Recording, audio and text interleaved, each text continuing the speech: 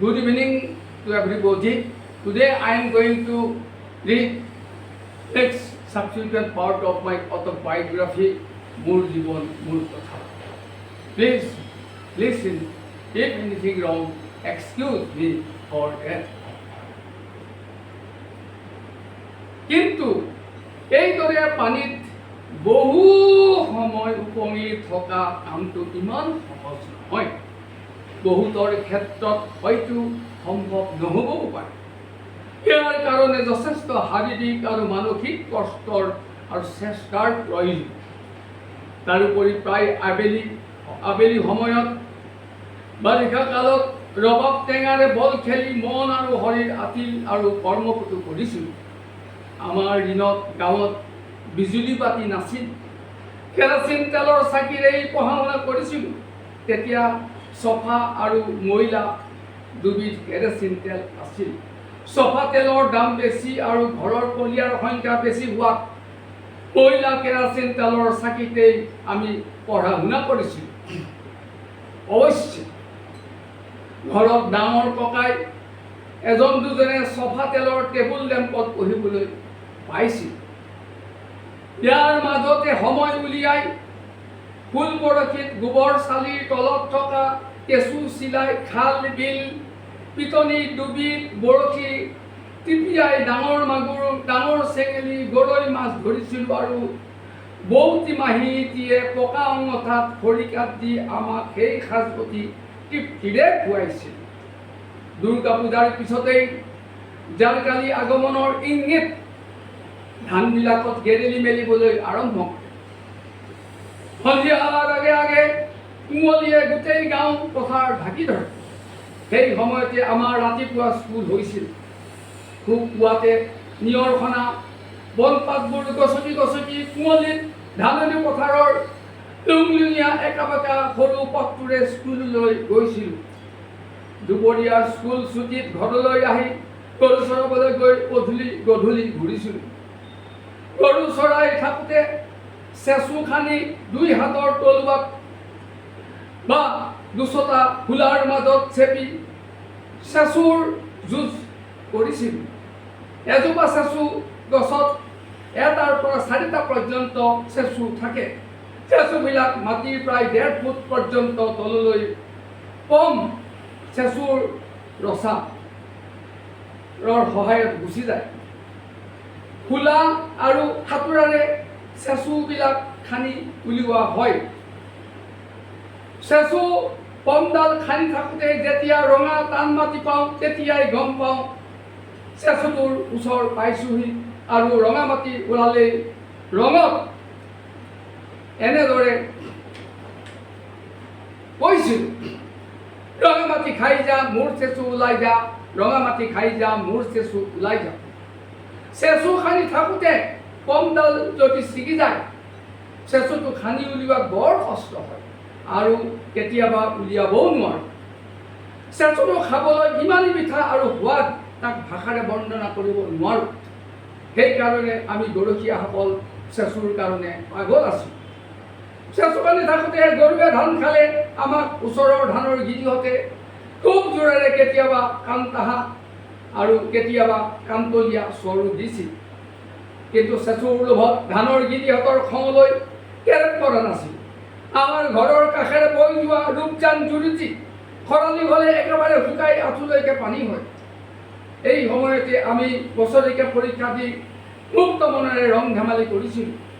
ধান দাই শেষ হোৱাৰ পিছতে এই জুৰিটিৰ সন্মুখত থকা পাহাল পথাৰখনত গোটেই দিনটো গৰু চৰাবলৈ আহোঁ। সেই সময়ত এই গৰু জুৰিটিত বোকা অতি বেছি।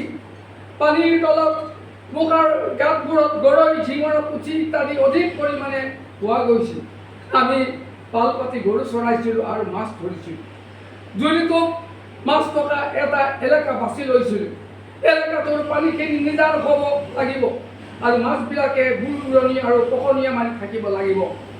এতিয়া জালখন পানীখিনি টিমুৰৰ পৰা শিমুৰলৈ পথাৰলৈকে অতি সাৱধানে টানি টানি আনি আমি শাৰী পাতি দুইখন হাতেৰে বোকাৰ তলত মাছ ধৰিছোঁ। বোকাৰ তলত মাছবিলাকে বিশেষভাৱে লৰচৰ কৰিব নোৱাৰাৰ কাৰণে সহজে ধৰিবলৈ ভাল। বেছি বেলি ডুব যোৱাৰ পিছত 2-3 কিলোকৈ মাছ লৈ গৰু চৰাই ঘৰলৈ উভতি। মাৰ্বল খেলা, টাংগুটি খেলা বৰ পাকৈত আছিল। অতি একান্ত মানে একেলগে চকু হাত আৰু মগজ খেলা বস্তুটোৰ ওপৰত আছিল। এই খেলবিলাক গাঁৱত বৰসবাহ, ভাওনা, বিয়া আদি হ'লে খেলা হয়। পঢ়া বজাই ৰাখি এই খেলাবিলাক খেলিলে জীৱনত এটা ডেফিনিট এইমৰ জন্ম হয়। পঢ়া বজাই ৰাখি এই খেলবিলাক খেলিলে জীৱনত এটা ডেফিনিট এইমৰ জন্ম। মোৰ মাতৃ ভুৱালফাৰ আৰু ধৰ্মীয় নামত আগ্ৰহ থকাৰ কাৰণে 5 বছৰ বয়সৰ পৰাই দেউতাই মোক দিহানাম, প্ৰসংগ সাজ গাবলৈ আৰু প্ৰসংগৰ তাল বজাবলৈ শিকাইছিল। দেউতাই মোৰ গুৰু আছিল। মোৰ দিহানাম শুনি হাজাৰ হাজাৰ মানুহে ডাঙৰ মানুহ হ'বলৈ সৰুকালতে আশীৰ্বাদ দিছিলে। মোৰ দিহানাম গাঁৱলৈ দূৰ দূৰণিৰ বহু ঠাইলৈ নিমন্ত্ৰণ হৈছিল। মোৰ দিহানাম গাবলৈ দূৰ দূৰণিৰ বহু ঠাইলৈ নিমন্ত্ৰণ হৈছিল। আৰু দেউতাৰ চাইকেলৰ হেণ্ডেলৰ ওচৰত বহি বৰসবাহ, মৰা সকাম, সৰস্বতী পূজা, শংকৰদেৱ উৎসৱ ইত্যাদিৰ দৰে ডাঙৰ ডাঙৰ অনুষ্ঠানত দিহানাম গাই ৰাইজৰ পৰা বহু সমাদৰ আৰু মৰম পাইছোঁ। আজিকালি বহু ঠাইত দিহানামবিলাকৰ আচল সৌন্দৰ্যটো নাইকিয়া হ'ব ধৰিছে। দিহানামবিলাক সৰ্বসাধাৰণতে 3টা স্তৰত গোৱা হয়। প্ৰথম স্তৰত লাহে লাহে, দ্বিতীয় স্তৰত অলপ খৰকৈ আৰু তৃতীয় স্তৰত বেছি খৰকৈ গোৱা হয়। দিহানামত প্ৰথমটো উপলক্ষে এই 3টা স্তৰত একেবাৰে বিভিন্ন সুৰত গোৱা হয় বা এই 3টা স্তৰত বেলেগ বেলেগ কৰি বেলেগ বেলেগ সুৰত গোৱা হয়। প্ৰথম কলিটো পদেৰে সৈতে গোৱাৰ পিছত প্ৰথম আৰু দ্বিতীয় কলিটো পদেৰে সৈতে গোৱাৰ পিছত কান্দ কৃষ্ণ হৰি বল বুলি কৈ প্ৰস্তুতৰ শতনাম, নাৰায়ণী কবচ ইত্যাদিৰ দৰে বিখ্যাত কাহিনীবিলাক অতি সুৰ লগাই লাহে লাহে গোৱা হয়। শুনিবলৈ অতি ভাল লাগে। সমাজ কাহ কৰি জিন যায়। দিহানামত মাতটো অলপ চেমি ক্লাছিকেল আৰু উচ্চাৰণবিলাক খুব স্পষ্ট হ'লে দিহানামৰ প্ৰকৃত ৰসৰ মহিমা পোৱা যায়।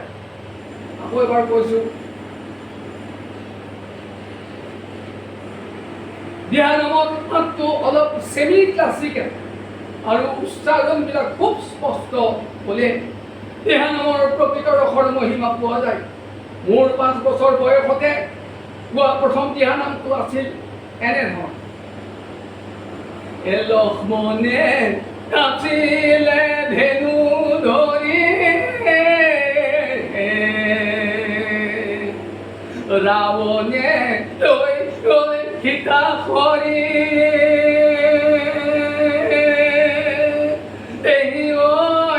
প্ৰভু দেৱ আছিলে বনে বাতৰি দিবগৈ কোনে।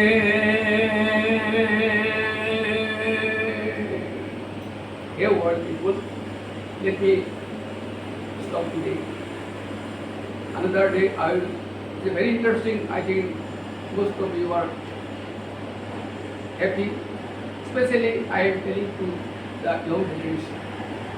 And please acquire this type of values and how to improve in study, how to improve your health.